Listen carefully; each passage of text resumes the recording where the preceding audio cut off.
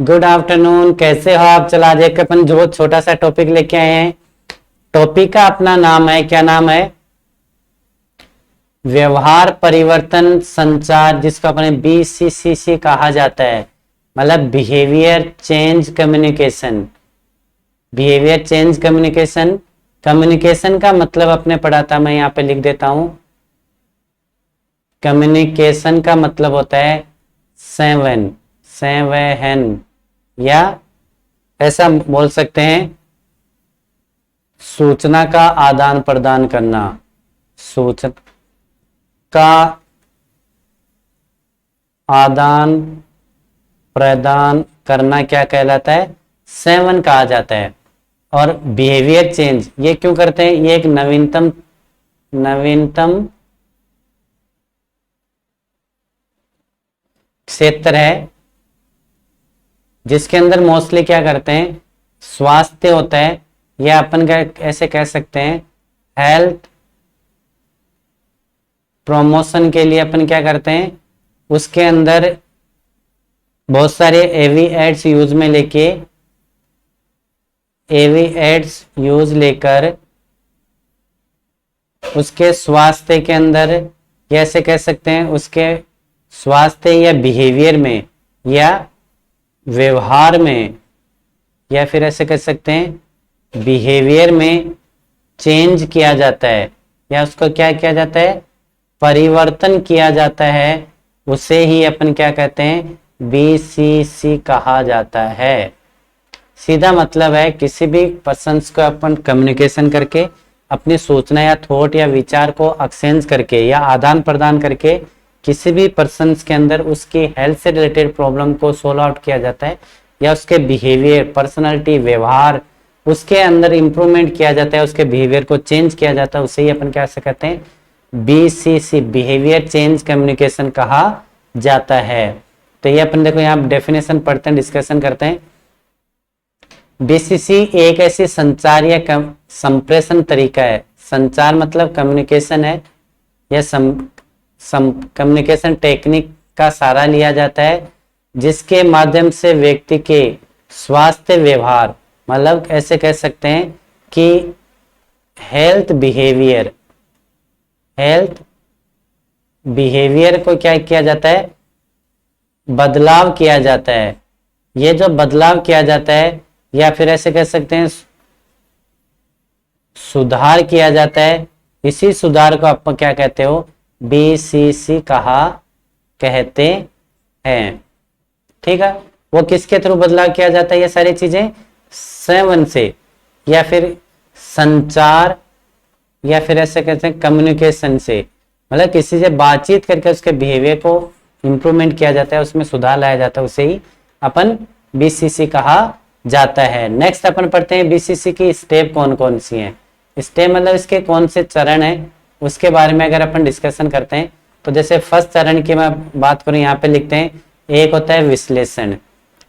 विश्लेषण सबसे पहले अपना स्टेप है, जिसको अपन क्या कहें, विश्लेषण या एनालिसिस कहा जाता है।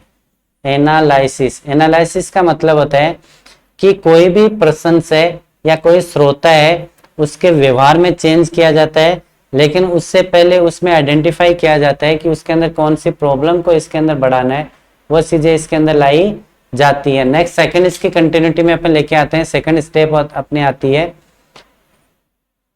स्ट्रेटेजिक डिजाइन, या रणनीति क्या लाते हैं, रणनीति, या अपन बोल सकते हैं स्ट्रेटेजिक डिजाइन की जाती है। डिजाइन का मतलब अपन प्लान किया जाता है। ठीक हो। एनालिसिस का मतलब डाटा का क्या किया जाता है। नेक्स्ट सेकंड अपने थर्ड नंबर की अगर इसमें बात करें तो वो आती है विकास। अगर उसको डिजाइन कर लिया, विकास या पूर्व परीक्षण, जो प्लान किया या डिजाइन बनाया उसको पहले परीक्षण किया जाता है, इफेक्टिव होगा या नहीं होगा। ऐसे बोल सकते हैं डेवलपमेंट एंड प्री टेस्टिंग या पोस्ट टेस्टिंग दो होते हैं। तो ये अपने कोई भी लागू करने से पहले किया जाता है, उसको ये कहा जाता है नेक्स्ट अगर ये प्लान कर लिया या प्री टेस्ट कर ली, उसके बाद में नेक्स्ट आता है इम्प्लीमेंटेशन। इम्प्लीमेंटेशन आता है। इम्प्लीमेंटेशन का मतलब है उसको क्रियान्वित किया जाता है। क्रियान्वयन क्रियान्वयन या क्रियान्वित किया जाता है। और लास्ट में इसके आती है अपने क्या बोलते हैं जिसको मूल्यांकन कहा जाता है। मूल्यांकन या फिर रिजल्ट या इवॉल्यूएशन कहा जाता है। इवैल्यूएट किया जाता है या मॉनिटरिंग, ये इसको मॉनिटरिंग भी बोला जाता है। तो ये अपने बेसिकली स्टेप थी। तो अपने कितनी स्टेप हो गई? एक स्टेप की अपन बात करें तो वो अपनी स्टेप है विश्लेषण की। विश्लेषण मतलब उससे रिलेटेड एनालिसिस किया जाता है उस पर्सन को जिसके अपने बिहेवियर चेंज करें, होल पीपल में से किसके बिहेवियर में एबनॉर्मलिटी उसको अलग किया जाता है, एनालिसिस किया जाता है, इससे रिलेटेड डाटा लिए जाते हैं। सेकंड नंबर क्या आता है? रणनीति बनाई जाती है, मतलब स्ट्रेटेजिक प्लान बनाया जाता है, डिजाइन बनाई जाती है, कैसे उसको कौन से मेथड के थ्रू में इंप्रूवमेंट लाया जाए।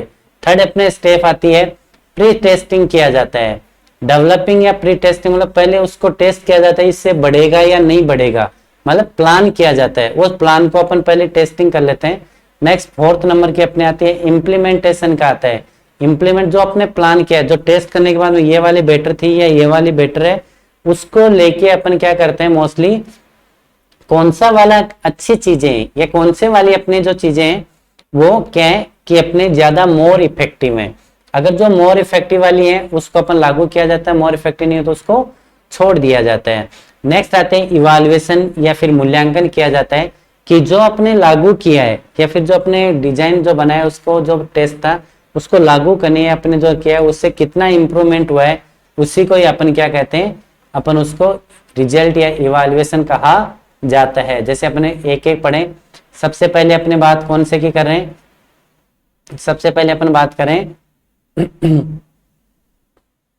कि एनालिसिस के अंदर स्वास्थ्य मामले गंभीरता कारण निकाला जाता है, उसके स्रोता या विभिन्नताओं को नोट करना जाता है, संचार गतिशील को जानना होता है, व्यवहार में परिवर्तन तत्वों को पहचानना होता है, कौन से करने, संचार में होने वाले मामले कौन से या विषय क्या है, या ऐसे बोल सकते हैं सब्जेक्ट को है वो तय किया जाता है, तय किया जाता है। जैसे अपन बात करें एल्कोहलिज्म है, एल्कोहलिज्म मतलब जो ड्रिंक करने वाले या जो दारू पीने वाले आदमी हैं उनको अगर दारू से रिलेटेड अपन क्या है कोई टॉपिक रखा जाता है।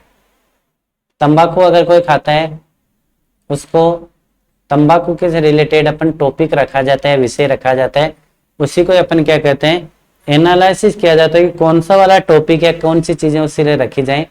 नेक्स्ट सेकंड आता है कि रणनीति डिजाइन क्या थी, स्ट्रेटेजी या प्लान क्या था। सबसे पहले है कि वास्तविकता के अंदर कौन से उद्देश्य है उसको जानना होता है। नेक्स्ट सेकंड जानने के लिए इसका उद्देश्य स्मार्ट है। स्मार्ट का मतलब एस स्पेसिफिक या विशिष्ट होना चाहिए।